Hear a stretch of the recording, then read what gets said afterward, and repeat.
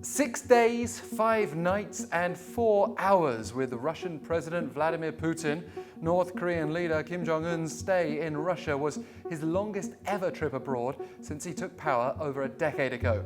Even with the comforts of his special armoured train, he must have been feeling travel weary when embarking on the final leg of his journey home Sunday, having covered thousands of kilometres since leaving Pyongyang just over a week ago. But the big focus was on the curious cargo he was given by Russia to take home with him.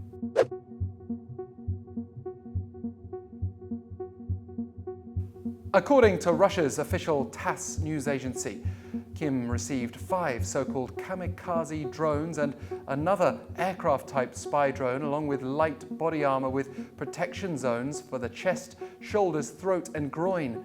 The set of gifts from a regional governor also included special clothing that reportedly cannot be detected by thermal cameras.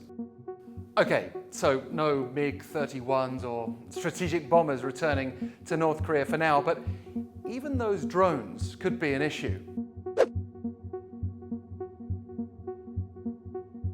NK News reported that the gift package would likely violate United Nations Security Council sanctions, but that might just be scratching the surface of global concerns around cooperation between Pyongyang and Moscow. North Korean state media released a statement Monday stressing the new chapter that was opening up in North Korea's relations with Russia after Kim Jong-un successfully completed his trip. The North's KCNA said Kim's visit will be marked as further consolidating the traditional ties of good neighbour and cooperation between the two countries based on the comradely friendship and militant unity, and opening up a new chapter of the development of the bilateral relations.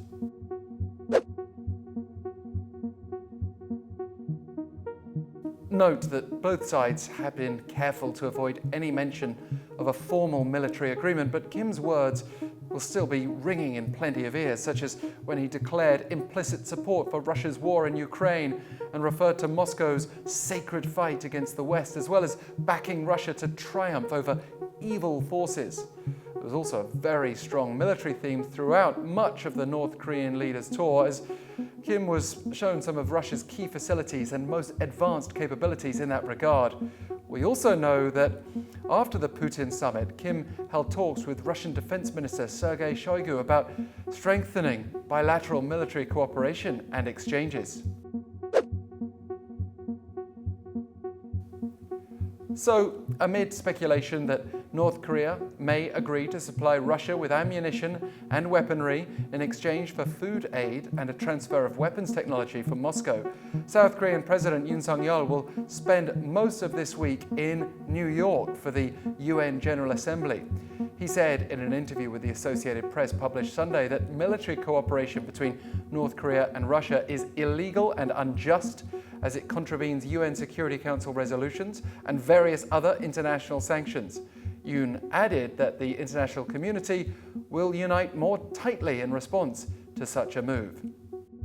But Russian officials have made their own comments, including Russian Foreign Minister Sergei Lavrov.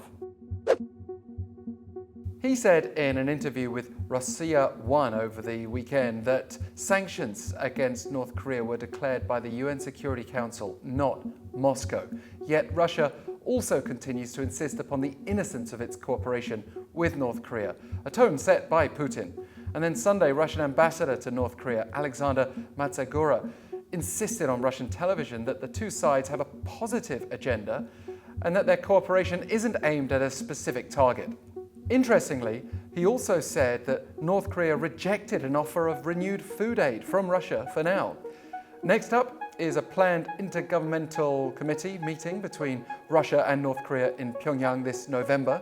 That might pave the way for Putin to visit the North as invited, but it also might bring about the kind of military and economic cooperation that the UN Security Council may watch closely. We'll also be doing that, but please help us out by supporting our channel. That's as easy as a like, subscribe and share. And as ever, you can have your say in the comments below.